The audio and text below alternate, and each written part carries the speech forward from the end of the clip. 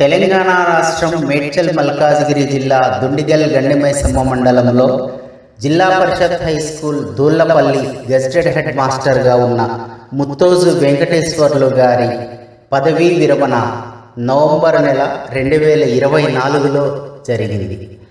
వారి అసాధారణ ప్రతిభ పాటవాలని వ్యక్తిత్వాన్ని మీకందరికీ అందించటం కోసం ఈ ఇంటర్వ్యూని మీకు అందిస్తూ ఉన్నాం. ముత్తోజు వెంకటేశ్వర్లు మహబూబాబాద్ జిల్లాలో 1963లో జన్మించారు. హైదరాబాద్, ఖమ్మం, నాగార్జున సాగర్లలో చదివి MA B.Ed పూర్తి చేసి 1989లో పరిగినందు స్పెషల్ టీచర్గా చేరారు. పరిగి, నస్కల్, అలియాబాద్, సూరారం ఉన్నత పాఠశాలల్లో ఉపాధ్యాయుడిగా పనిచేసి షాబాద్, దూళ్లపల్లిలో గెజెటెడ్ ప్రధాన ఉపాధ్యాయునిగా పనిచేశారు. రచయితగా, సంపాదకునిగా, వ్యాఖ్యాతగా, గురువుగా, బోధకుడిగా, ప్రబోధకుడిగా ఆయన ఎంతోమంది మీద చెరగని ముద్ర వేశారు. ఆయనతో పరిచయం ఉన్న వాళ్ళు ఎవరైనా సరే ఆయన ముద్ర నుంచి బయటపడలేరు. చెరగని చిరునవ్వు, స్థితప్రజ్ఞత, ఏ ఆవేశాలకు లోను కాకుండా సంయమనంతో వ్యవహరించటం, విద్యార్థుల్ని తన కన్నబిడ్డల్లా చూసుకోవటం, తను ప్రభుత్వ ఉపాధ్యాయుడై ఉండి తన పిల్లల్ని ప్రైవేట్ స్కూళ్ళలో చదివించకూడదని తను ఎక్కడ పనిచేస్తే ఆ పాఠశాలలోనే తన పిల్లల్ని చదివించటం, అలా విలువలకి నిబద్ధతగా జీవించినటువంటి వ్యక్తి ముత్తోజు వెంకటేశ్వర్లు. ఆయన అనుసరించిన విధానాలు, బోధనా పద్ధతులు ఇవన్నీ అందరికీ ఆదర్శం. అందుకనే ఆ వివరాలని మనం తెలుసుకుందాం.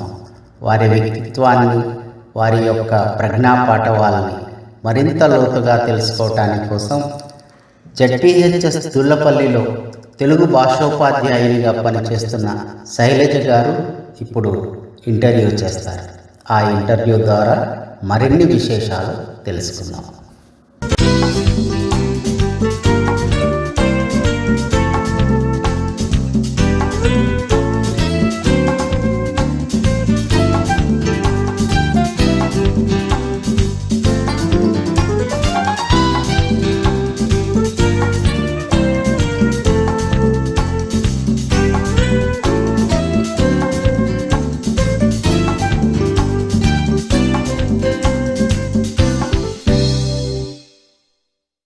అందరికీ నమస్కారం. నేను శైలజ.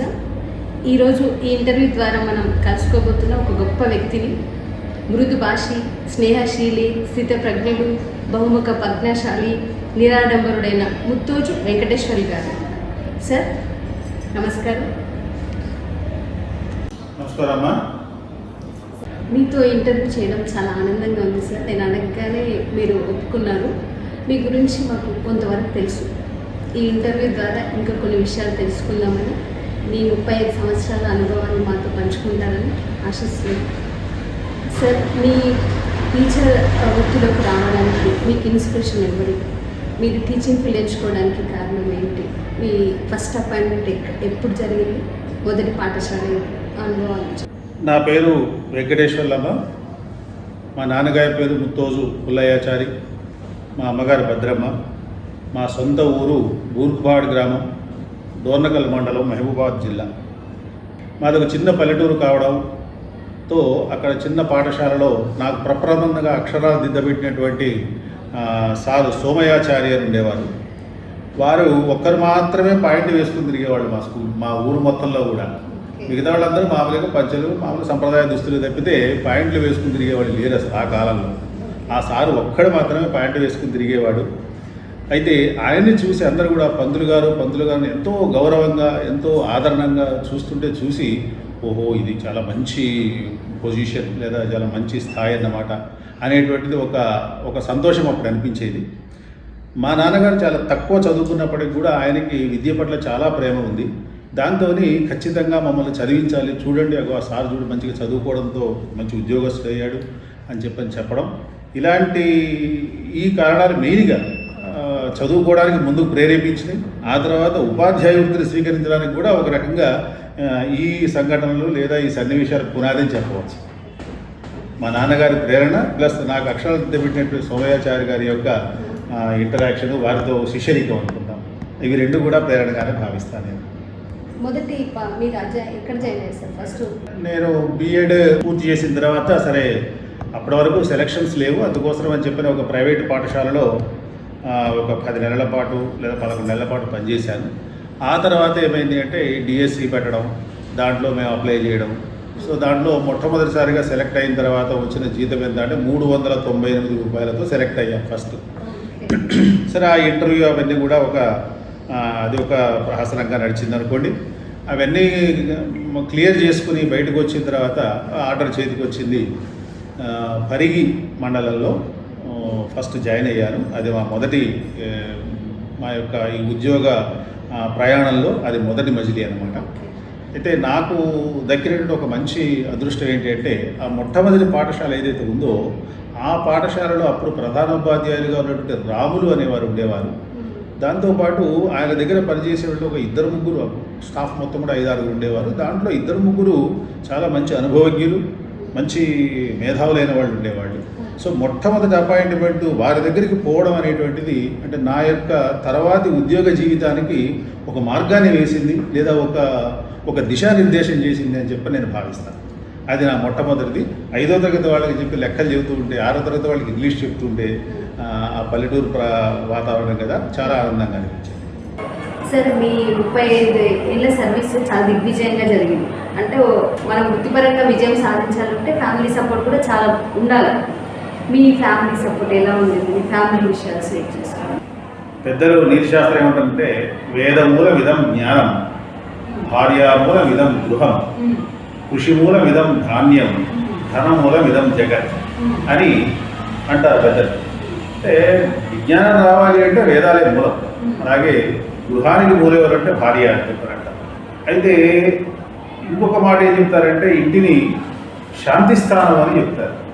శాంతి స్థానం అని చెప్పారంటే బయట ఎన్ని రకాల వ్యాపకాలలో ఎక్కడెక్కడ కొంచెం రకరకాల ఒత్తిడులకు గురైనా సరే ఇంటికి వచ్చేటప్పటికి ఇంటి వద్ద ఒక ప్రశాంతమైన వాతావరణము, చక్కని చిరునవ్వుతో రిసీవ్ చేసుకొని చక్కగా అప్పటి వరకు ఉన్న శ్రమను తీసేసేటువంటి విధంగా భాషణ మాత్రమే ఉండేటువంటిది. అందుకోసమే దాన్ని శాంతి స్థానం అంటారు. సరే నా విషయానికి వస్తే నా భార్య ఓన్లీ 10th క్లాస్ వరకే చదువుకుంది. ఆ 10th క్లాస్ కూడా నేనే చదివించాను. మా మామయ్య నాకు 7th క్లాస్ చదివించి నాకు అప్పుడు చెప్పాడు. ఆ తర్వాత 10th క్లాస్ నేనే చదివించుకున్నాను. ఆ తర్వాత ఇంకా హయ్యర్ ఎడ్యుకేషన్కు పోవడానికి కొంచెం సంతానం అలా కొంత ఆటంకం ఏర్పడింది. కానీ నిరంతరం ఎల్లప్పుడూ నా పాఠశాలకు సంబంధించిన జీవితంలో కావచ్చు, నేను ఏమిటంటే అక్కడ ఒక సందర్భంలో ఉదయం 5 గంటల నుంచి రాత్రి 8 గంటల వరకు కూడా క్లాసెస్ చెప్పిన సందర్భాలు ఉన్నాయి. అట్లా కంటిన్యూస్గా క్లాసెస్ చెప్పిన సందర్భాలలో తను పాపం మనసులో బాధపడేదేమో. మా అమ్మగారి కంప్లైంట్ కూడా చేసింది. అసలు ఈయన ఇంట్లో ఉంటున్నాడో లేదో తెలియట్లేదు, అసలు ఎప్పుడు వస్తున్నాడో ఎప్పుడు పోతున్నాడో తెలియట్లేదు అని కంప్లైంట్ చేస్తే నేను గుర్తించాను దాన్ని. రైట్ నా వైపు నుంచి కొంత ఏదో మార్పు అవసరం అని చెప్పి అనిపించి నేను దాన్ని వెంటనే మార్చుకొని దాన్ని కలిసి ప్రతి ఎక్కడో పల్లెటూరు ఎక్కడికో వెళ్ళాము, నస్కలు వెళ్ళాము, అక్కడి నుంచి ఇంకెక్కడికో వెళ్ళాము. ఎక్కడికి వెళ్ళినా సరే ఇది లోపం ఉంది లేదా ఇది బాగాలేదు, హైదరాబాద్ అయితే బాగుండేది అనేటువంటి ఎటువంటి చర్చలు కానివ్వండి, లేకుంటే తీరడానికి వీలు కానీ కోరికలు కానివ్వండి లేకుండా నిరంతరం కలిసి ప్రయాణించాం. నా భార్య తర్వాత నా పిల్లలు కూడా ఇంచుమించు నేను ఎక్కడ స్కూల్లో పనిచేశానో అదే స్కూల్లో నా పిల్లలు కూడా చదివేవారు. వాళ్ళు కూడా నాకు చక్కగా ఎల్లప్పుడూ నిరంతరం సపోర్ట్ చేసుకుంటూ ఉండేవాళ్ళు. సో వాళ్ళందరి యొక్క సహకారంతోనే వాస్తవంగా నేను కూడా ప్రశాంతంగా ఈ ఉద్యోగాన్ని మనం నిర్వహించగలిగాను. అక్కడ మనకి ఇబ్బందులు ఉంటే కొద్దిగా ఈ నిర్వహణలో కొంచెం ఆ ఇంపాక్ట్ ఉంటుంది, ఆ ప్రభావం ఉంటుంది. కాబట్టి నాకు అది లేకుండా జరిగింది అంటే వాళ్ళ యొక్క కుటుంబ సభ్యుల యొక్క సహకారం సంపూర్ణంగా. సరే, మీరు ఒక విషయం అన్నారు, నేను ఏ స్కూల్లో చెప్తే మా పిల్లలు కూడా అదే స్కూల్లో జాయిన్ అయ్యారు. నిజంగా చాలా మంచి విషయం కదా సార్. ఇది చాలా మంది మార్గదర్శకంగా తీసుకోవాల్సింది. అంటే మనం చెప్పేసి సమాజంలో నలుగురికి కూడా ఎఫెక్టివ్ ఉంటుంది. సార్ పిల్లలే అక్కడ అదే స్కూల్లో చదువుతున్నారంటే ఈ స్కూల్ బాగుంటుందని ఇప్పుడు అంటుంటారు కదా. మీ స్కూల్ గవర్నమెంట్ స్కూళ్ళల్లో గవర్నమెంట్ స్కూల్లో చదివే పిల్లలు వాళ్ళ పిల్లలు కూడా జాయిన్ అవ్వాలి. మీకు నిజంగా ఈ విషయంలో నలుగురికి మార్గదర్శకంగా నిలుస్తారేమో. ఏ స్కూల్లో అయితే మీరు పాఠాలు చెప్తున్నారు అదే స్కూల్లో పిల్లలు కూడా జాయిన్ చేశారు. ఇది నిజంగా చాలా గమనించదగిన విషయం. చాలా నిజంగా గ్రేట్ సార్. మీరు చెప్పేశారు. మీరు ఎక్కడికైతే వెళ్తే అక్కడికి మీ ఆవిడ ప్రయాణం చేశారు. మీరు నస్కల్ వెళ్తే నస్కల్కి వచ్చారు, అలియాబాద్ వెళ్ళారు. సార్ మీరు హెచ్ఎం అంటే ఇప్పుడు మనకి స్కూల్ ఎడ్యుకేషన్ సాంక్షన్ ఎప్పుడు ఫోన్లో ఏదో మెసేజ్ ఫార్వర్డ్ చేయడం, లీవ్ అప్పటికప్పుడు అడుగుతారు, 1 అవర్లో సెండ్ పంపించమని. అలా బిజీ ఉంటూనే ఫ్యామిలీకి టైం స్పెండ్ చేస్తున్నారు, ఫ్యామిలీ పరమైన ఫంక్షన్స్ అన్నిటికీ అటెండ్ అవుతున్నారు. ఎలా ప్లాన్ చేసుకుంటారు సార్ ఈ టైం అంతా? ఈ చాలా ఎక్కువ పనులు ఉండడం అనేది వాస్తవం, అది ఖచ్చితంగా దాన్ని ఎవరో మనం కాదలేని విషయం. అది అట్ ద సేమ్ టైం మనకు సామాజికంగా మన కుటుంబ పరంగా కూడా కొన్ని బాధ్యతలు, కొన్ని అవసరాలు ఉంటాయి. వాటిని కూడా మనం తృణీకరించడం కుదరదు. ఇలాంటి సందర్భాల్లో సరే కొంచెం ఓర్పు వహించి రెండింటిని చూసుకుపోతున్నాము. అవసరమైన కాడ కొన్ని ప్రోగ్రామ్స్ని కొంచెం స్ప్లిట్ చేసుకోవడం, ఒకరు వెళితే ఇంకొక వైపు అట్లా మార్చుకోవడము, ఇలా మార్చుకుని అడ్జస్ట్మెంట్ చేసుకోవడానికి ప్రయత్నం చేశాము. ఎందుకంటే ఇది ఉద్యోగ ధర్మం, దీన్ని మనం నిర్లక్ష్యం చేయకూడదు కూడా. ఇక అదేమో సామాజిక సంబంధాలు కాబట్టి దాన్ని మనం బ్రేక్ చేయడం కుదరదు. కాబట్టి ఇద్దరం వెళ్ళాల్సిన అవసరం కూడా ఒక్కరా వెళ్ళాలి. తర్వాత ఇద్దరం వెళ్ళడానికి వీలు కాగల సందర్భంలో పిల్లల్ని పంపించడం, ఇట్లా చిన్న చిన్న మార్పులు చేర్పులు చేసుకుంటూ చేసుకోవాల్సిన అవసరం ఏర్పడింది. చేసుకున్నాము. మొత్తానికైతే విజయవంతంగానే ఇప్పటివరకు పూర్తి చేసుకుంటూ వచ్చాను. ఓకే సార్, మీ వ్యక్తిత్వానికి వస్తే మీరు గమనించిన ఈ 2-3 years చాలా కూల్ పర్సన్. అంటే మీరు ఒక దశాసనంలో ఒక మెసేజ్ పెట్టారు, హౌ టు రియాక్ట్ అనేది. కాఫీ కింద పడినప్పుడు ఫాదర్ ఎలా రియాక్ట్ అవుతుంది. నిజంగా అది 100% మీకు కరెక్ట్ అనిపించింది నాకంటే. చాలా కూల్గా డీల్ చేయడం అది అందరికీ సాధ్యం కాదు, 99% సాధ్యం కాదు. కానీ మీరు స్కూల్ ఏదైనా సంఘటన జరిగినప్పుడు మీరు రెస్పాండ్ అవుతారు, రియాక్ట్ అవ్వరు. అంటే ఏదో రియాక్ట్ అయ్యి ఏమైంది అలా ఇలా అని కాకుండా దాన్ని మీ స్టైల్లో చాలా కూల్గా ఓపికగా ఆ సమస్యను పరిష్కరిస్తారు. మీకు ఇది ఎలా అలవాటు అయింది? అంటే ఇది తెలుసుకుంటే మిగతా వాళ్ళు మేము కూడా నేర్చుకుంటాం కదా, అందుకని సార్ చెప్పండి. Question little bit embarrassing. అంటే ఎందుకంటానంటే దీన్ని ఖచ్చితంగా వివరణ ఇలా జరిగింది, ఇలా చేశానని నేను కూడా ఖచ్చితంగా చెప్పలేదు. మనకు ఒక పెద్దలు ఒక మాట అంటారు, experience is the best teacher అంటారు. కాబట్టి ఎక్స్పీరియన్స్లో సహజంగా వచ్చేస్తూ ఉంటుంది. మనం ఎట్లా ఉంటుందంటే ఇప్పుడు ఒక సీట్లో కూర్చున్నప్పుడు మనము అడిగేటువంటి ప్రశ్నించడానికి చేసేటువంటి ప్రయత్నము, అదే ఇంకో ఆపోజిట్ సీట్లో కూర్చున్నప్పుడు చేసే ప్రయత్నంలో చాలా తేడా ఉంటుంది. కాబట్టి మనం ఒక్కటే ఆలోచించాల్సింది ఏంటంటే నేను ఆ పొజిషన్లో ఉంటే ఎట్లా ఆలోచిస్తాను, లేదా అతను నా పొజిషన్లో ఉంటే ఎట్లా చేస్తాడు అనేటువంటిది thinking standing in the others issue అని చెప్పారంట. అంటే ఎదుటి వాళ్ళ యొక్క స్థానంలో నిలబడి మనం ఒక్కసారి ఒక క్షణం ఆలోచించగలిగితే అప్పుడు మనం ఇది చేస్తేనే బాగుంటుంది, ఇలా చేస్తే బాగుంటుంది, ఆటోమేటిక్గా మనకే తెలుస్తుంది. అది కొంత ఆలోచన మనం ప్రయత్నపూర్వకంగా చేయాలి, ప్లస్ అనుభవం కూడా నేర్పిస్తుంది. అది ఏమిటంటే ఎదుటి వాళ్ళని మనం విమర్శించే ముందు ఒకసారి ఆలోచించాల్సి ఉంటుంది. ఎదుటి వాళ్ళు ఏదైనా ఒక మాట అనే ముందు ఒకవేళ ఎదుటివాడు నన్ను ఈ మాట అంటే నేను ఎలా ఫీల్ అవుతాను అనేటువంటిది మనం ఆలోచించగలిగితే ఎదుటి వాళ్ళని మనం అలా అనలేము, లేదా ఆ విధంగా వాళ్ళతో ప్రవర్తించలేము. అది మనకు ఉండాలి. అదేమిటంటే ఒరులేవై యొనరించిన నరవర నప్రియము తన మనంబునకలు తానవి నురులకు శ్రేయకునికి పరాయణము పరమధర్మ పదములకెళ్ళను. ఇతరులు ఏది చేస్తే నీ మనస్సుకు నొప్పిలేస్తుందో, నీ మనస్సుకు బాధ అనిపిస్తుందో ఆ విషయాన్ని ఇతరులకు నువ్వు చేయకు, ఇదే ధర్మం అని చెప్పని భారతంలో విధులు చెప్తాడు. దీన్ని మనం కొంచెం విపులీకరించుకుంటే చాలా విస్తృతమైనటువంటి స్థాయిలోకి వెళ్ళిపోతుంది అది. అలాగే చాలామంది ఒక్కోసారి మనం సత్యము ధర్మం అనే కాడ ఒక చిన్న వ్యత్యాసం వస్తుంది. అక్కడ ధర్మాన్ని పాటించాలి, సత్యాన్ని కూడా పాటించాలి, కరెక్టే. కాకపోతే వాటికి కూడా కొన్ని హద్దులు ఉన్నాయి. కొన్ని హద్దులు అంటే కొన్ని లిమిటేషన్స్ ఉన్నాయన్నమాట. ఉదాహరణకి మనం ధర్మం అంటే ధర్మం నిరంతరం మారుతూ ఉంటుంది. ఇప్పుడు మనం అనుకున్నాం ఇతరులకు ఏది చేయకపోతే అదే ఏంటి ధర్మం అంటే ఏంటి, అధర్మం అంటే ఏంటి, పాపం ఏంటి, పుణ్యం ఏంటి అనేటువంటి వాటిలోకి వస్తే ఒక రకంగా అనిపిస్తుంది. అదే భీష్ముడు చెప్తాడు అనమాట, ధర్మరాజుకి చెప్తాడు. చెప్పినవన్నీ సరే వింటాడు. విన్న తర్వాత మళ్ళీ మన పెద్దలు ఏం చెప్తారంటే ఆయనకి వాటి పట్ల పూర్తిగా అవన్నీ క్రోడీకరించి కదా ఒక ముక్కలే చెప్పాడు.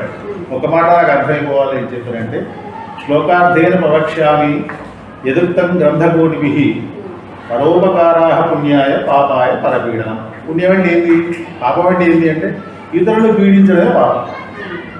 ఇతరులకు మంచి చేయడమే పుణ్యం. ఇక అంతే. ఇక అది ఏ విషయంలో మంచి చేస్తావు, ఎలా చేస్తావు లేదు. అలాగే సత్యమే చెప్పాలి ఇప్పుడు, సంతోషం. కానీ దానికి కూడా కొన్ని హద్దులు ఉంటాయి.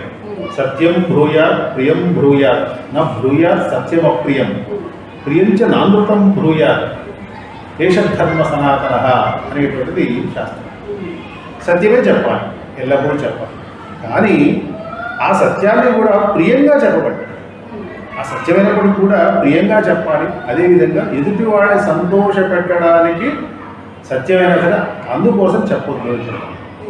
అంటే ఎదుటివాడిని ప్లీజ్ చేసేకూడదు చెప్పకూడదు, అలాగే ఇబ్బంది పెట్టేటువంటి చెప్పకూడదు. అలా కొన్ని ఉంటాయి. అవి ధర్మ సూక్ష్మాలు అంటారు వాటిని.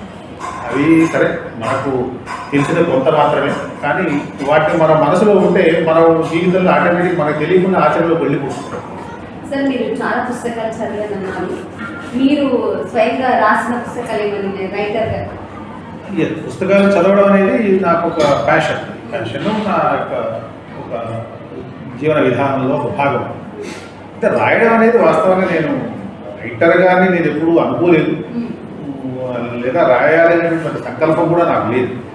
కానీ మీ ఇంతకుముందు మనం అనుకున్నట్టుగా ఆంగ్ల భాషపై ఉండేటువంటి మక్కువ అనుకోండి, లేదా అలాంటి సందర్భంలో కొంతమంది విద్యార్థులు వచ్చి నన్ను, సార్ మాకు స్పోకెన్ ఇంగ్లీష్ క్లాసెస్ కావాలి అని చెప్పి అడిగితే, అప్పుడు నేనేం చేశానంటే మార్కెట్లో దొరికి ఏదో పుస్తకం తీసుకొని చెప్పడం ఎందుకు, వీళ్ళకి కరెక్ట్గా అవసరమైనటువంటి కంటెంట్ ముందు ప్రిపేర్ చేసుకొని ఆ కంటెంట్ని వాళ్ళకి నేర్పితే బాగుంటుంది కదా అనే ఆలోచనతో నేను రాత్రి 2-3 గంటలు కూర్చొని కంటెంట్ ప్రిపేర్ చేయడం, తెల్లవారి ఒక గంట సేపు వాళ్ళకి చెప్పడం. వాళ్ళకి చెప్పేది గంట సేపుగా నేను రాసుకోవడానికి 2-3 గంటలు పట్టేది.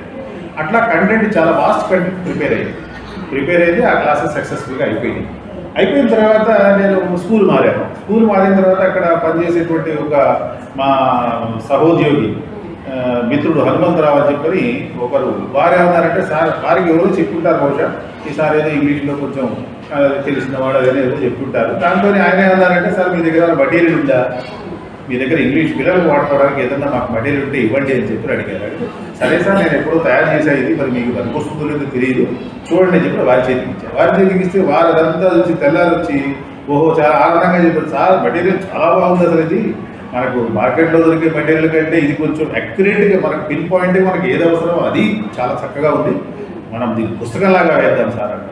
పుస్తకంలాగా సరే అయితే వేద్దాంలే, ఏం చేయాలి అంటే, ఒక్కసారి ఇది మొత్తం కూడా మీరే మళ్ళీ మొత్తం చూసుకొని కొన్ని ఎడిషన్స్ డెలిషన్స్ కొంత ఎడిటింగ్స్ లాంటివి చేసుకోవాల్సి ఉంటుంది సార్, చేసేస్తే మనం బుక్స్ ప్రింట్ చేద్దాము అని చెప్పనేటువంటి ఒక మంచి ఒక సలహాతో ఆ విధంగా చేయడం, ఆ తర్వాత ఆ పుస్తకాన్ని అచ్చు వేయడం కూడా జరిగింది. ఇది మొదటి పుస్తకం, ఒక పుస్తకం నాది. ఇక రెండవది ఏమిటి అంటే, మనకు 10th క్లాస్ ఫస్ట్ బ్యాచ్ 2013 సంవత్సరంలో 10th క్లాస్ ఇంగ్లీష్ మీడియంలో ఫస్ట్ బ్యాచ్ వెళ్ళింది. మనకు ప్రభుత్వ పాఠశాలల్లో ఆంగ్ల మాధ్యమం ప్రవేశపెట్టిన తర్వాత మొదటి 10th క్లాస్ బ్యాచ్ వచ్చి 2013లో వెళ్ళింది. అప్పుడు నేను ఒక సందర్భంలో ఒక నెల రోజులు ఆ స్ట్రైక్లో ఇంట్లోనే ఉన్నాను. ఏం చేయాలి స్ట్రైక్లో ఇంట్లో ఉండి అని ఆలోచన వచ్చింది. ఇప్పుడు ప్రైవేట్ స్కూల్ పిల్లలకు మనకు వ్యత్యాసం ఏంటి అంటే, ప్రైవేట్ స్కూల్లో ఇంగ్లీష్ మీడియం చదివినప్పుడు ఇంగ్లీష్లో ధారాళంగా మాట్లాడతారు, స్పోకెన్ పార్ట్ వరకు మాత్రం చాలా ధారాళంగా ఉంటుంది. కానీ మన పిల్లలు ఏంటి అంటే సంభాషణ నైపుణ్యం కొద్దిగా తక్కువ ఉంటుంది. ఇది పెరగాలి అంటే ఏం చేయాలంటే, మన టీచర్లు మాట్లాడాలి ముందు ఇంగ్లీష్లో. అంటే ఇంగ్లీష్ టీచర్లు ఇంగ్లీష్ మాట్లాడతారు, ఇట్లా తెలుగు వాళ్ళని మనం మాట్లాడమని చెప్పం, హిందీ వాళ్ళని ఇంగ్లీష్లో మాట్లాడమని చెప్పం. ఇక మిగిలింది ఎవరు, నాన్ లాంగ్వేజ్ టీచర్స్. వీళ్ళందరూ కూడా ఇంగ్లీష్లో మాట్లాడాలి అంటే అందరికీ ఇంగ్లీష్ వచ్చు, కానీ కొంత ప్రయత్నం చేయకపోవడం. ఈ వీళ్ళ కోసం ఉపయుక్తంగా ఉండే విధంగా చిన్నగా చక్కగా సూక్ష్మంగా ఏదైనా ఉంటే బాగుంటుందని ఆలోచన వచ్చి జనరల్ క్లాస్ రూమ్ ఇంగ్లీష్ అనేటువంటి పేరుతోని ఒక పుస్తకం రాశారు. దాన్ని మొత్తం ముస్తాబు చేయడం, దాన్ని ఎడిటింగ్ చేసుకోవడం, దాన్ని పరిష్కరించడంలో మరి మిత్రుడు హనుమంతరావు గారు వాళ్ళు చాలా సహకరించారు. వారి యొక్క ప్రోత్సాహంతో అది రెండవది కూడా పూర్తి. ఇంకా ఏంటంటే, నేను చెప్పినటువంటి మన మిత్రుడు ఈ సైన్స్కి సంబంధించి కొన్ని మ్యాగజైన్స్ ప్రింట్ చేశారు. పిల్లల చేత ఆర్టికల్స్ రాయించడం, వాళ్ళ చేత పెయింటింగ్స్ వేయించడం, వాటి తర్వాత ఒక మ్యాగజైన్స్ రన్ చేశారు. వాటిల్లో పిల్లలకు ఉపయుక్తంగా ఉండే విధంగా సైన్స్ని మనం daily life science in daily life లాగా, అది ఎందుకు ఏమిటి ఎలా అనేటువంటి ప్రశ్నలతో సైన్స్ విషయాలను సులభంగా పిల్లలకు అర్థమయ్యేటట్టు సైన్స్ చదవడం పట్ల కొంత శ్రద్ధ పెరిగే విధంగా ఉండాలి అంటే అవి కొన్ని రాశాను. అట్లా కొంత రచన వ్యాసంగం కొంత జరిగిందని చెప్పవచ్చు. ఆ విధంగా చేశాను. అలాగే ఆ మ్యాగజైన్స్లో ఇంకోటి యంగ్ మైండ్స్ అనేటువంటి ఇంకో మ్యాగజైన్ కూడా ఉంది. అది కేవలం అది మొత్తం ఇంగ్లీష్లో ఉండేదంట. మ్యాగజైన్ మొత్తం ఇంగ్లీష్లోనే పిల్లలు చిన్న చిన్న ఆర్టికల్స్ రాయడం, లేదా చిన్న చిన్న హ్యూమరస్ కాన్వర్జేషన్స్ కానివ్వండి, జోక్స్ అలాంటివి రాయడం, లేకుంటే సైన్స్కి సంబంధించి రాయడం. దాంట్లో కూడా నేను ఇంగ్లీష్ ఎడిటర్గా పనిచేశాను. అంటే దాంట్లో లాంగ్వేజ్ ఎడిటర్గా, లాంగ్వేజ్ పార్ట్ ఎంతవరకు కరెక్ట్ ఉండాలి, ఏదైనా చిన్న చిన్న కరెక్షన్స్ అవసరం చేయడం. ఆ తర్వాత దాంట్లో వాళ్ళకి ప్రతి ఒక్క ఎడిషన్లో కూడా ఒక ఇంగ్లీష్ సంభాషణ ఎలా ఉంటుంది, ఆ సంభాషణలోకి లాంగ్వేజ్ ఎలా నేర్చుకోవచ్చు, స్ట్రెంగ్త్ ఇన్ యువర్ లాంగ్వేజ్ అనేటువంటి ఒక టైటిల్తో ఒక ఆర్టికల్ దాంట్లో రాస్తుండేవాడిని. అది కొంతకాలం పాటు నడిచింది. దాంట్లో కూడా నా కాంట్రిబ్యూషన్. ఇంకోదయ టీవీ అని ఒక టీవీ ఉండేదమ్మా. ఆ టీవీ వాళ్ళు ఒకసారి ఏంటంటే మేము కంటిన్యూస్గా మేము సీరియల్స్ లాగా వేస్తాం మేము ఎపిసోడ్స్, మీరు స్పోకెన్ ఇంగ్లీష్ క్లాస్ చెప్పండి అని చెప్పని అన్నారు. అంటే అప్పుడు నేను షాబాద్లో పనిచేస్తున్నాను. ఆదివారం సమయం దొరికినప్పుడు ఒక్కొక్క ఎపిసోడ్ షూట్ చేసేవాళ్ళం. అది కొంతకాలం పాటు ఆ టీవీలో ప్రదర్శింపబడింది. ఒక 30 minutes 25 minutes ప్రోగ్రామ్ ఉండేది. సరే, దానివల్ల ఎంతమంది బెనిఫిట్ పొందారనేటువంటిది ఇదే విధంగా నేను చెప్పలేను, కానీ మొత్తానికి ఆ కోణంలో ఒక ప్రయత్నం టీవీ ముఖంగా కూడా జరిగింది. మీరు మంచి రైటర్ కూడా, అంటే మీకు ఈ ప్రోగ్రామ్ ద్వారా మీరు ఒక మంచి రైటర్ అని కూడా నాకు ఇప్పుడే తెలిసింది సార్. మిత్రుల ప్రస్తావన వచ్చింది కాబట్టి మిత్రులు అంటే మీ సర్వీస్లో మంచి మిత్రులు అంటే ఎవరి పేరు చెప్తారు? ఇప్పుడు చాలామంది, అంటే చాలామంది, ఎక్కువ మంది లేదు, నాకు చాలా కొద్ది మందే ఉంటారు. ఎక్కడికి పోయినా ఎక్కడ వచ్చినా సరే చాలా కొద్ది మంది ఉండేవాళ్ళు. మరి డిగ్రీ చదువుకునేటప్పుడు నన్ను ప్రభావితం చేసి నాతో పాటు కలిసిమెలిసి ఉన్నటువంటి రవికుమార్ అని ఒక మిత్రుడు ఉండేవాడు. ఇప్పటికీ టచ్లో ఉంటూ ఉంటారు. అలాగే మేము డిగ్రీ అయిపోయిన తర్వాత జాబ్లోకి వచ్చిన తర్వాత ఇక్కడ చాలామంది ఉన్నారు. పరిగి నుంచి, తర్వాత షాబాద్ నుంచి, తర్వాత అక్కడ నర్సింహ సార్ని పరిగి నుంచి, తర్వాత షాబాద్లో కొందరు టీచర్స్, అలాగే ఇటు అలియాబాద్ వచ్చినట్లయితే అలియాబాద్ నుంచి మా హెడ్ మాస్టర్ గారితో పాటు కొంతమంది మిత్రులు లాలయ్య గారని, అలాగే ఇటు సురారంలో విషయానికి వచ్చినట్లయితే సురారంలో హనుమంతరావు సార్, ఇంకా మా హెడ్ మాస్టర్స్ నుంచి కొంతమంది, అలా చాలా లిమిటెడ్, హీజ్ నెంబర్ కాదు. కానీ మేము అపాయింట్మెంట్ అయినప్పుడు మాత్రం మాతో పాటు అపాయింట్మెంట్ అయిన వాడు ఒకే డేట్ ఆఫ్ బర్త్ తప్ప, లేదా పేర్లు తప్ప మిగతా అన్నీ ఒకటే ఉంటాయి అన్నమాట. మేము ఒకటి నేమ్ ఒకటి మార్చేసి సార్ మా డేటా అంతా ఒకటే ఉంటుంది. అట్లా ఉన్నవాళ్ళు ఎవరెవరు అంటే నేను, తర్వాత మా అత్యంత ఆత్మీయుడు రవీంద్రనాథ్, మొన్న రిటైర్ అయ్యారు సార్ వారు, తర్వాత ఇంకొక కొద్ది 2-3 నెలలు రిటైర్ అవ్వడానికి రాధాకృష్ణ అని ఉండేవాళ్ళు. మేము ముగ్గురం ఒకటే ప్లేస్లో అపాయింట్ అయ్యాము. అపాయింట్ అయినప్పటి నుంచి పరిచయం. ఈ రిటైర్ అయిన తర్వాత కూడా ఇంకా అదే రకమైనటువంటి సత్సంబంధం అనుకోండి, సఖ్యత అనుకోండి, స్నేహం అనుకోండి కొనసాగుతూ ఉంది. ఈ విధంగా నడిచింది మా యొక్క సర్వీస్ కాలంలో స్నేహ ప్రస్తావన. సార్, చివరిగా టీచర్స్కి మీరు ఇచ్చే సందేశం, అలాగే విద్యార్థులకు, యువతకి మీరు ఇచ్చే సందేశము అంటే ఇప్పుడు టీచర్స్కి ప్రత్యేకంగా సందేశం లేదండి. ఒకటి ఆ 2 అంశాలు. అంటే నేను ఏదో విజయవంతమైన సక్సెస్ఫుల్ టీచర్ని అని నేను భావించడం లేదు. బట్ ఏంటంటే సాటిస్ఫాక్టరీగా వర్క్ చేయగలిగాను, సంతృప్తికరంగా. అంటే ఒకసారి వెనక్కి తిరిగి చూసుకుంటే మనకు అది ఇది నేను మిస్ చేశానే, లేదంటే ఇది ఇక్కడ నేను నిర్లక్ష్యం చేశాను, ఇక్కడ నేను ఇంతకంటే బాగా చేయాల్సి ఉండే, లేదంటే ఇక్కడ నేను కావాలని పొరపాటు చేశాను అనేటువంటి ఒక రిగ్రెట్స్ మిగలకుండా ఉన్నాను. రిగ్రెట్స్ మిగలకుండా ఉండే విధంగా మన యొక్క సేవలు అందించినట్లయితే అది ఆల్మోస్ట్ ఖచ్చితంగా అదే విజయవంతమైన సర్వీస్గా అదే కొనసాగుతుంది. ఇంకా మనం సపరేట్గా విజయవంతం కోసం ఏం చేయాల్సిన అవసరం లేదు. మనకు ఏ బాధ్యతలు మనకు నిర్దేశించబడ్డాయో ఆ నిర్దేశించబడిన బాధ్యతలను మనస్ఫూర్తిగా నిర్వహించినట్లయితే అదే విజయానికి మూలం అవుతుంది. ప్రత్యేకించి దాని గురించి మనం ఏమీ కృషి చేయాల్సిన అవసరం లేదు. వెనక్కి తిరిగి చూసుకుంటే మనకు ఏం చేసామంటే మనకు సాటిస్ఫాక్షన్ కలగాలి. అది ఉత్తమ ఉపాధ్యాయులు, అవార్డ్స్ చాలా అవన్నీ కూడా లెక్కలు కావు. మన మనసుకి yes, I did a good job, I did to the best of my knowledge, best of my capacity అనేటువంటి ఒక సాటిస్ఫాక్షన్ మనకు అంతరాత్మ ఉన్నట్లయితే అసలు అది విజయానికి మూలం. అది ఆటోమేటిక్గా బయటకు చూడడానికి కూడా సక్సెస్ఫుల్గానే కనిపిస్తుంది. ఇక పిల్లలకు చెప్పేది ఒకటే ఏమిటంటే, ఇప్పుడు వచ్చిన కాలంలో కూడా ఏ విషయం ఎవరిని అడిగినా సరే వెంటనే గూగుల్, లేకపోతే ఇంకోటి ఇది తప్ప పుస్తకాలను ఆశ్రయించడం లేదు. కాబట్టి బుక్ రీడింగ్ అనేటువంటిది ఉండాలి. కనీసం ప్రతిరోజు ఒక గంట సేపు ఏదైనా ఒక పుస్తకాన్ని, అది ఏదైనా కావచ్చు, ఒక పుస్తకాన్ని ఒక గంట సేపు చదివేటువంటి అలవాటు కనుక ఈ యువతకు లేదా విద్యార్థులకు ఉన్నట్లయితే ఖచ్చితంగా వాళ్ళు వారి యొక్క వ్యక్తిత్వ నిర్మాణం లోపల ఒక మంచి కోణం ఆవిష్కరింపబడుతుంది. ఆ రీడింగ్ అనేది అంత మంచి హెల్ప్ చేస్తుంది. కాబట్టి బుక్ రీడింగ్ అనేది ఇంపార్టెంట్. తర్వాత ఇప్పుడు సత్సంగత్వే నిస్సంగత్వం, నిస్సంగత్వే నిర్మోహత్వే నిశ్చలతత్వే జీవన్ముక్తి అని ఆదిశంకరాచార్యుడు అంటాడు. అంటే సత్సాంగత్యం అనేది చాలా ముఖ్యం, ఎవరితో కలిసి ఉంటామనేది చాలా ముఖ్యం.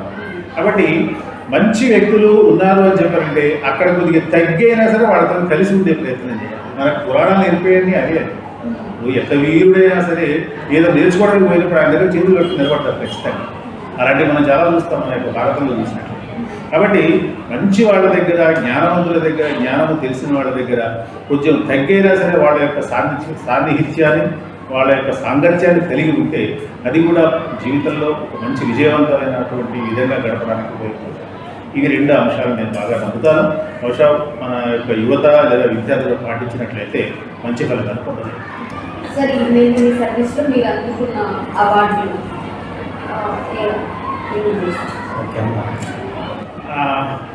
అనుకున్న అవార్డ్స్ అంటూ ఏమీ లేవు వాస్తవం. ఎందుకంటే అవార్డు రావాలి అసలు ఇప్పుడు అనుకోలేదు, అవార్డు కావాలి అని కూడా పెద్దగా ఇప్పుడు దాని పట్ల ఆశించింది ఎవరు లేదు. అయినప్పటికీ కూడా సరే ఏదో ఒకసారి ఏమో మండల స్థాయిలో ఉత్తమ ఉపాధ్యాయుడిగా ఒకసారి అవార్డు తీసుకోవడం జరిగింది. అదేవిధంగా ఒకసారి హెడ్ మాస్టర్ అయిన తర్వాత జిల్లా ఉత్తమ ఉపాధ్యాయుడిగా ఒక అవార్డు తీసుకోవడం జరిగింది. ఆ అవార్డు నాకు సంతోషకరమే. ఇప్పుడు జిల్లాలో ఉత్తమ ఉపాధ్యాయుడిగా గుర్తించబడడం అనేది సంతోషాన్ని ఇచ్చిన మాట వాస్తవం. కానీ అన్నిటికంటే ఎక్కువ సంతోషం ఇచ్చేది ఏంటి అంటే, ఎక్కడో నేను ఏ పెళ్లి కారణం ఎక్కడో మధ్యలో నిలబడి ఉంటే ఉన్నట్టుంటే ఒకడు వచ్చేసి గబుకుని వచ్చి ఎదురు వచ్చి వంగి కాడు మొక్కి నమస్కారం సార్ అంటాడు. ఇంత మీసాలు పెట్టుకుంటే ఎవడో తెలియదు మనకు.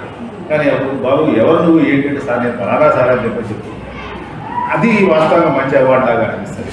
ఒక కమర్షియల్ ట్యాక్స్ ఆఫీసర్స్ ఉన్నారు, పోలీస్ డిపార్ట్మెంట్స్లో కావచ్చు, ఆర్టీసీ డిపార్ట్మెంట్లో కావచ్చు, డిప్యూటీ తహసీల్దార్ వాళ్ళు ఏదో విషయం పట్ల నేను ఒకసారి తహసీల్ ఆఫీస్కి వెళ్ళినట్టే ఆ తహసీల్ ఆఫీస్లో ఉన్నటువంటి సూపరింటెండెంట్ నా స్టూడెంట్. సరే నేను అక్కడ ఉన్నాడో నాకు తెలుసు. నేను అదే రూమ్లోకి వెళ్ళాను. వెళ్ళి లోపలికి వెళ్ళి ఇట్లా నిలబడితే వెంటనే ముందు సీట్లోంచి లేచి నమస్కారం చేసి సార్ కూర్చోవడం, నేను కూర్చున్న తర్వాత ఆ అబ్బాయి కూర్చున్నాడు. ఒక్కవేళ నేను చాలా ముఖ్యమైన పని మీద వెళ్ళాను అతని దగ్గర చేయించుకుందామని మాట వరుసగా చెప్తున్నాను. అతను రిసీవ్ చేసుకున్న తీరు చూస్తున్నది అదే అనిపించింది. ఓహో this is the award successful teacher లాగా అనిపించింది అనుకున్నాను. ఇట్లాంటి సందర్భాలు చాలా ఉన్నాయి. సరే అవార్డు రావడం సంతోషమే, కానీ ఇవి నాకు ఎక్కువ సంతోషాన్ని ఇచ్చినటువంటి సంఘటన. విద్యార్థుల మనసులో స్థానం సంపాదించుకోవడం అసలైన అవార్డు అంటారు. ఎస్ సార్, చాలా బాగా చెప్పారు. చివరిగా రిటైర్మెంట్ అయ్యే ఉద్యోగి ప్లానింగ్ ఎలా చేసుకోవాలని ఆర్థికంగా కానివ్వండి, తర్వాత సమయం సంబంధించి కానివ్వండి. సరే, రిటైర్మెంట్ తర్వాత అసలు ఆర్థికమైన దాని గురించి నేనేం మాట్లాడినమ్మా. ఎందుకొరకంటే అది సరే ఇప్పుడు దానంత ప్రస్తావనకు యోగ్యమైన విషయం కాదని భావిస్తున్నాను. ఇక రెండవది ఏంటంటే సమయం ఎలా గడపాలి అనేటువంటి. సమయం గడపడానికి వృత్తిలో ఉండగానే ఉద్యోగాలు చేస్తుంది కానీ కొన్ని ఇతర వ్యాపకాలు కలిగి ఉన్న వాళ్లకు అది వేరే విషయం. కానీ నాకు ఇతర వ్యాపకాలు ఏమి లేవు. కాబట్టి ఒక లక్ష్యం ఏమిటంటే వీలైతే దీని తర్వాత ఏదైనా ఇంగ్లీష్ కోచింగ్ సెంటర్ లాంటిది ఏమైనా పెట్టాలా ఒక ఆలోచనలతో ఉంటుంది. అయితే ఈ లోపలనే కుటుంబం విస్తరించింది. మా పిల్లలు, నాకు 3 అమ్మాయిలు, వాళ్ళకి పెళ్ళిళ్ళు అవ్వడం, వాళ్ళకి పిల్లలు, మనవరాళ్ళు, నాకు కుమారుడు. అతను ఇప్పుడు తొందరలో అతనికి కూడా వివాహం చేయాలనేటువంటి ఆలోచన ఉంది. కాబట్టి ఈ కుటుంబం పెరగడంతో బహుశా ఈ కుటుంబ విషయాలన్నీ చూసుకోవడంలో సరిపోతుంది. ఇంకా వేరే పని చేయడానికి అంత సమయం దొరకదేమో అని భావిస్తున్నారు. ఏమైనా దొరికినట్లయితే బహుశా ఆ టీచింగ్, ఆ ఇంగ్లీష్ లాంగ్వేజ్కి సంబంధించినటువంటి కోచింగ్ అనుకోండి, గైడెన్స్ అనుకోండి, వాటిల్లో చేయాలనేటువంటి ఒక ఆలోచన ఉంది. తర్వాత ఇక మిగతా వాళ్ళకి రిటైర్ అయ్యే వాళ్ళకి సూచన అంటూ పెద్దగా నేను చెప్పలేను, కానీ రిటైర్ అయిన తర్వాత సమయం ఏదో అయిపోయిందనే భావన లేకుండా ఇంకెట్లా ఉపయోగించుకుంటే బాగుంటుంది అనే ఆలోచన చేసినట్లయితే ఖచ్చితంగా ఏదో ఒక ఆలోచన దొరుకుతుంది. తద్వారా సంతోషంగా మిగతా జీవితాన్ని గడపచ్చు. సార్ హెచ్ఎంగా ఉన్నప్పుడు స్కూల్ అంతా తన ఇల్లులాగే భావిస్తాడు హెచ్ఎం. భావించి ఎక్కడ ఏం అవసరం ఉంది, తన సొంత డబ్బులు పెట్టడానికైనా వెనకడరు, డోనర్స్నైనా పిలిపించి స్కూల్ ఎలా డెవలప్ చేయాలనే తపన చాలా ఉంటుంది. మీరు కూడా మేము గమనించాం. అంటే మీరు ఏ స్కూల్లో హెచ్ఎంగా పనిచేసినా డోనర్స్ బాగా వచ్చి డెవలప్ చేశారు. మీకు అది ఎలా సాధ్యమైంది సార్? డోనర్స్ హెల్ప్ ఎలా తీసుకోగలిగారు? మిగతా వాళ్ళకు కూడా ఉపయోగపడుతుంది. పాఠశాలకు యొక్క అభివృద్ధికి సరే ప్రభుత్వం చేయాల్సి ఉంటుంది, అది వాస్తవమే. కానీ చాలా సందర్భాల్లో ప్రభుత్వం నుంచి మనకు కొన్ని అందేటప్పటికి ఆలస్యం కావడమో లేకపోతే అది అందకపోవడం జరిగే పరిస్థితి ఉంటుంది. అలాంటప్పుడు మరి విద్యార్థుల యొక్క సౌకర్యం దృష్ట్యా, పాఠశాల యొక్క వృద్ధి దృష్ట్యా చూసినట్లయితే తప్పనిసరి మనం సమాజంలోంచి కొందరు వ్యక్తుల యొక్క సహాయ సహకారం తీసుకోవాల్సిన అవసరం ఉంటుంది. అయితే దీంట్లో నేను పాటించేందుకు సపరేట్గా ఏమీ లేదు, కానీ ఎవరైతే మన దగ్గరికి వస్తున్నారో వాళ్ళని సాధారణంగా రిసీవ్ చేసుకోవడం, సాధారణంగా వాళ్ళని మన సమయాన్ని వెచ్చించడం. కొంత నాకు హెడ్ మాస్టర్గా నాకు సీటు దగ్గర ఎన్ని పనులు ఉన్నా సరే ఎవరైనా ఒక ముఖ్యమైన వ్యక్తి వచ్చినప్పుడు వారి కోసం ఆ పని పక్కన పెట్టి 2 నిమిషాలు వెచ్చించి వారితోనే కాస్త ప్రసన్నంగా మాట్లాడటము, తర్వాత వారు వచ్చిన ఆంతర్యం ఏమిటనేది కొంచెం ముందు గమనించాలి. వారు ఏదైనా పని మీద వచ్చారా లేదా మన పని ఏదైనా తెలుసుకోవడానికి వచ్చారా అనేటువంటి కొంచెం ఆంతర్యాన్ని గ్రహించాలి ముందు. ఆ ఆంతర్యాన్ని గ్రహించిన తర్వాత అనుగుణంగా మనం కనుక వాళ్ళని, నేను చేసేది అదే వాస్తవంగా, సర్వర్ ఇట్లా ఉంది అని చెప్పానంటే వాళ్ళు చూసి సరే సార్ మనం ఇది చేద్దాము అనేటువంటి కోణంలో వాళ్ళు వచ్చిన 10 మందిలో దాదాపు 9 మంది వాళ్ళు ఏదో ఒక రకంగా మన పాఠశాలకు సహకరించిన వాళ్ళే ఉన్నారు. సరే ప్రత్యేకంగా వాళ్ళ యొక్క అభిప్రాయం ఎట్లా ఉంటుంది అంటే మనము వారిని రిసీవ్ చేసుకునే విధానం, తర్వాత జెన్యున్గా మన దగ్గర ఉన్న పరిస్థితులను వాళ్ళ దృష్టికి తీసుకొచ్చే విధానం. మనం ఏదో క్యాజువల్గా మాకు అది కావాలి ఇది కావాలంటే అందరం పొందలేవి కాకుండా ఖచ్చితంగా అవసరమైనటువంటివి, అవి వాళ్ళ స్థాయికి తగినటువంటి వాటిని మనం ఎంపిక చేసుకొని వాళ్ళ దృష్టికి తీసుకొస్తే వాళ్ళు కూడా సానుకూలంగా స్పందించేటువంటి అవకాశం ఉంటుంది. దాన్ని దృష్టిలో పెట్టుకొని వచ్చినటువంటి దాతలు అనుకుందాము, మన విజిటర్స్ అనుకోండి, వాళ్ళ దృష్టికి తీసుకురావడం, ఆ విధంగా చాలా పనులు చేశారు మన పాఠశాలలో, ఇంతకుముందు ఉన్న పాఠశాలలో చేయించారు సార్. దానికి మనం ఇంకోటి ఏంటంటే ఇప్పుడు పాఠశాల అభివృద్ధి అంటే ఒక్కరితోనే ఉండదు. బహుశా ఇప్పుడు బయట వాళ్ళు వచ్చినా సరే వచ్చినప్పుడు వాళ్ళని ప్రతిసారి హెడ్ మాస్టరే ఉండాలని లేకుంటే ఒక సందర్భం అబ్సెంట్ ఉండవచ్చు. ప్రతి సందర్భంలో కూడా మిగతా యొక్క స్టాఫ్ సహకారం ఉంటుంది. స్టాఫ్ను కూడా ఒకరిని అప్పచెప్పడము, ఒకరికి వారిని ఆ విషయాలు చూసుకోమని చెప్పడం, ఆ విధంగా స్టాఫ్ అంతా కూడా మనకు ఇచ్చేటువంటి సహకారం ఏదైతే ఉంటుందో వాటిని బట్టి వాటితో కూడా వాళ్ళు ఇంట్రెస్ట్ ఉంటారు. ఎందుకంటే ఎవరైనా సరే ఏమన్నా విత్తనాలు చేతిలో ఉన్నాయనుకోండి, ఆ విత్తనాలు ఎక్కడో వేస్ట్గా ఒక ప్రదేశంలో వేయాలనుకోరు ఎవరు. ఎక్కడ ఉన్న సారవంతమైన భూములు వేస్తే అవి మొలకెత్తి వృక్షాలు అవుతాయి, ఫలాలు ఇస్తాయని భావిస్తారు. దాతలు కూడా ఏమనుకుంటారంటే ఏదైనా ఇస్తే ఇక్కడ ఇస్తే ఇది వేస్ట్ అయిపోతుంది, దీన్ని వీళ్ళు సరిగా ఉపయోగించుకోలేరు అనేటువంటి భావన వాళ్ళకి ఏమాత్రం వచ్చినా సరే సున్నితంగా తప్పుతారు. అలా కాకుండా వాళ్ళు చేసేటువంటి సహకారాన్ని ఇచ్చేటువంటి అది ఏదైతే ఉంటుందో మన యొక్క సహకారం దాన్ని పూర్తిగా మనం వినియోగించుకొని మళ్ళీ అవసరత వాళ్ళకి చూపించగలుగుతాము అనేటువంటి విశ్వాసం వాళ్ళని మనం కలిగించినట్లయితే వాళ్ళు ఖచ్చితంగా ముందుకు వస్తారు. ఆ విశ్వాసాన్ని కలిగించడంలో మన పాఠశాల సిబ్బంది యొక్క పాత్ర కూడా ప్రధానంగా ఉంది. అందువల్లనే మనకు అందరూ రావడం జరిగింది. 2015లో నేను ఫస్ట్ ఇక్కడికి వచ్చినప్పుడు రెడ్డి ఫౌండేషన్ వాళ్ళు మన పాఠశాలకు టచ్లో లేరు. కొన్ని పాఠశాలలో ఉన్నారన్న విషయం తెలుసు. సరే వాళ్ళని డైరెక్ట్గా కాంటాక్ట్ అయ్యి మోహనకృష్ణ గారు ఉండేవారు, రెడ్డి ఫౌండేషన్ CEO. అతని కాంటాక్ట్ అయితే రావడం, ఆయనతో గంట సేపు స్పెండ్ చేసి మొత్తం పాఠశాలను పరిశీలించడం చేయడం, అలా అప్పటి నుంచి 2015 నుంచి ఇప్పటి వరకు కూడా రెడ్డి ఫౌండేషన్ నుంచి కాంట్రిబ్యూషన్ నడుస్తూనే ఉంది. అది ఒక వాలంటీర్ని మనకి ఇవ్వడం, తర్వాత ఇంకొక ఆఫీస్ సబార్డినేట్ని ఇవ్వడం, అలాగే వాటర్ ప్లాంట్స్ ఇవ్వడం, ఇలాంటివి జరుగుతూనే ఉన్నాయి. ఇక అది కాకుండా ఇంకా కొన్ని జన్యా ఫౌండేషన్స్, అగస్త్య ఫౌండేషన్స్, సేవా భారత్ నుంచి మెడికల్ క్యాంప్స్, తర్వాత మూవింగ్ సైన్స్ ల్యాబ్స్, తర్వాత రోటరీ క్లబ్స్ నుంచి కొన్ని, తర్వాత ఇంకా సమర్థనం ట్రస్ట్ నుంచి కొన్ని, సేవ్ ది చిల్డ్రన్ వైపు నుంచి కొన్ని, ఇలా రకరకాలైనటువంటి సంస్థల నుంచి వాళ్ళు రావడం, వాళ్ళు వచ్చి వాళ్ళు ఎంత స్థాయిలో మనకు సహకరించగలరో ఆ స్థాయిని గమనించి దాన్ని మాత్రమే వాళ్ళ ముందు పెట్టడం, దాంతో వాళ్ళు కూడా రైట్ చేద్దాం అనుకున్నారు. ఏదో ఫర్ ఎగ్జాంపుల్ ఒక అతను వచ్చి 50,000 ఇక్కడ వెచ్చించాలనే ఆలోచనతో వచ్చాడు అనుకోండి, అతనికి నేను 5 లక్షల ప్రాజెక్టు ముందర పెడితే అతను పాపం వెనక్కి వెళ్ళిపోతారు. ఇంకా అంతే, పాపం ఎందుకు లేదు సరిగ్గా. అట్లా కాకుండా మొత్తానికి వీళ్ళందరూ కూడా నాకు సహకరించారు. అందువల్లనే మరి విజయవంతంగా మన పాఠశాల ఇప్పటివరకు కూడా మరి చక్కగా ఇబ్బందులు లేకుండా చిన్న చిన్న అధిగమించే విధంగా మేము చేసుకొస్తాం. సార్, మీరు మేడ్చల్ జిల్లా జిహెచ్ఎం అసోసియేషన్ అధ్యక్షుడిగా ఎన్నికయ్యారు. ఆ ఎన్నికైనప్పుడు మీరు మీ యొక్క అనుభూతి ఎలా ఉండింది? మీ 1 year కాలంలో మీ దగ్గరకు వచ్చిన సమస్యలు ఏంటి? మీరు ఏమైనా సమస్యలు పరిష్కరించారా? ఎలా ఉండింది సార్ ఈ సంవత్సర కాలం పాటు? మేడ్చల్ జిల్లా జిహెచ్ఎంఏ అధ్యక్షుడు అవడం అనేటువంటిది అది ఒక అయత్రీకృతంగా ఒక రకంగా జరిగిన సంఘటన. అది అధ్యక్షుడు వేరే డిపార్ట్మెంట్కి వెళ్ళడం, అసోసియేట్ అధ్యక్షుడిగా ఉన్న నేను అధ్యక్ష స్థానంలో రావడం జరిగింది. వాస్తవానికి లీడర్షిప్గా నేను తిరగడం, అటు ఇటు సమావేశాలు జరగడం అనేటువంటిది నేను అంతగా ఇష్టపడిన విషయమేది. సరే, మిత్రులందరూ కూడా సరే మొదటిసారి ఎవరైతే ఉంది మీరు 1 yearలో రిటైర్మెంట్ ఉంది కదా, ఇబ్బంది లేదు, మేము అందరం ఉన్నాం కదా అనే ప్రోద్బలంతో అలా కొనసాగాను. ఈ మధ్యలో అన్ని సంఘాల వాళ్ళు జనరల్గా మన ఉద్యోగస్తుల యొక్క సమస్యలు, వారి పట్ల రకరకాల ప్రయత్నాలు చేయడం, ధర్నాలు అనుకోవచ్చు, రిప్రజెంటేషన్స్ అనుకోవచ్చు, ప్రభుత్వానికి చేయడం, తద్వారా కొన్ని పరిష్కారాలు పొందడం జరుగుతుంది.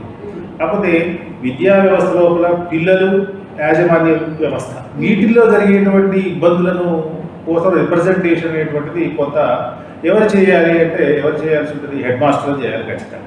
ఎందుకంటే 2 వైపులా చూడాల్సి వస్తుంది. మేము పిల్లల వైపు నుంచి చూడాల్సి వస్తుంది, టీచర్ల వైపు నుంచి చూడాల్సి వస్తుంది.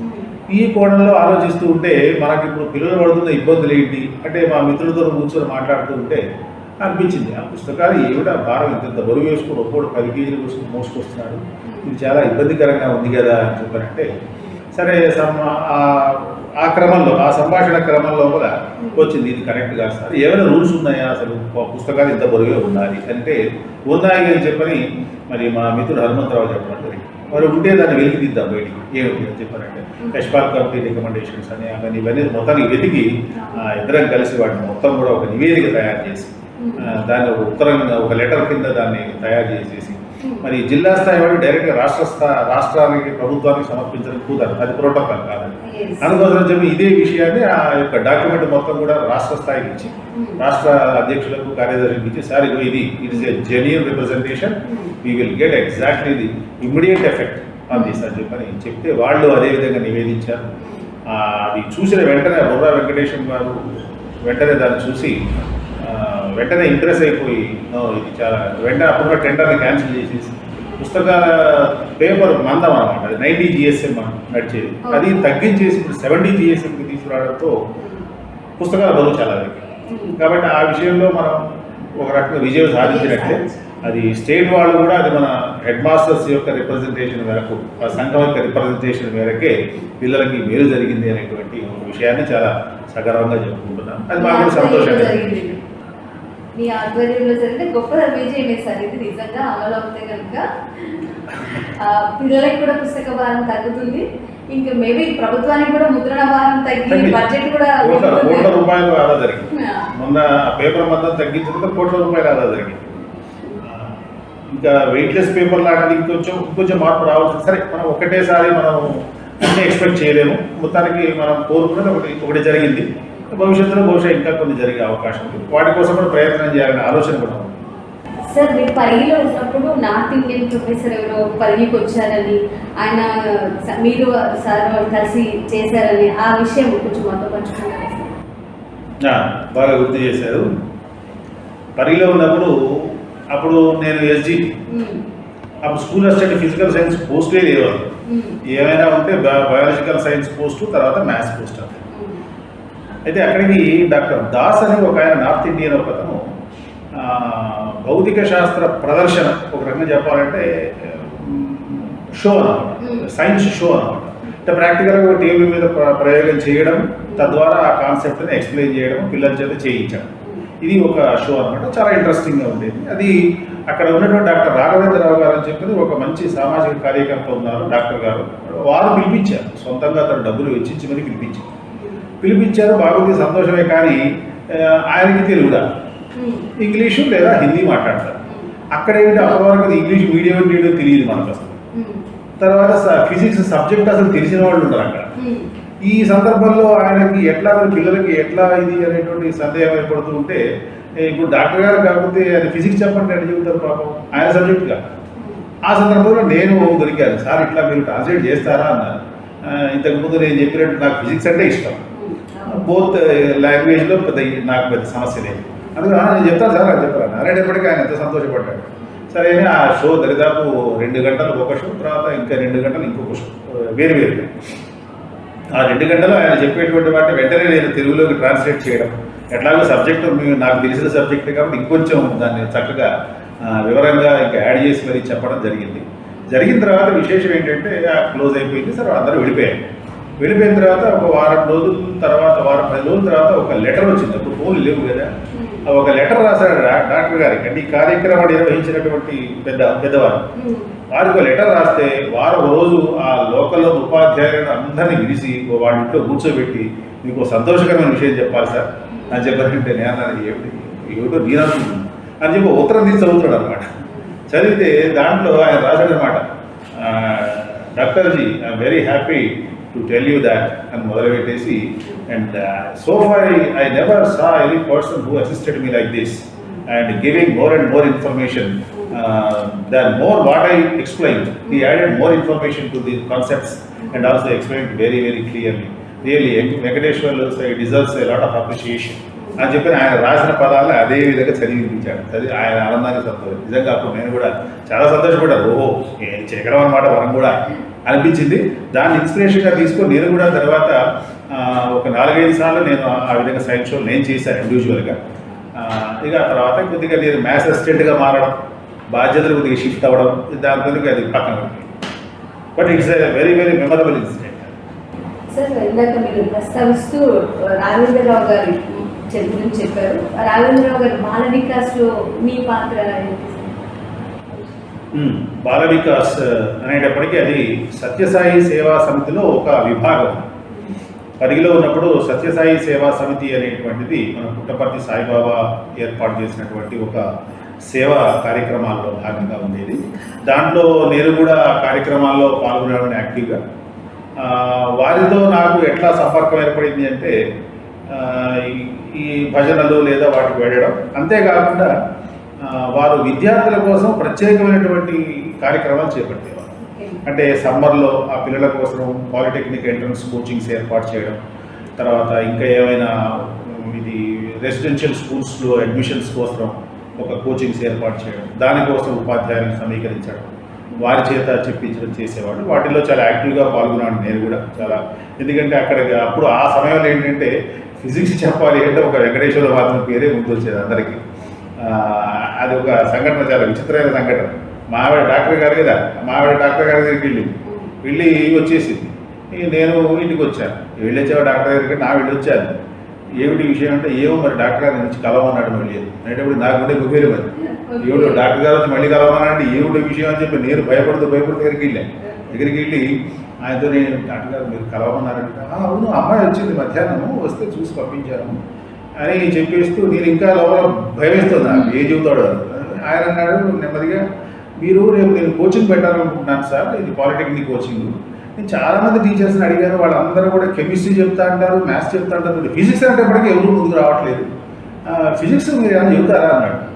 అంటే నేను ఇక అంటే నేనేదో ఎక్స్పెక్టేషన్ చేసుకుంటా వస్తే ఇక్కడ క్వశ్చన్ వేరుగా ఉంది.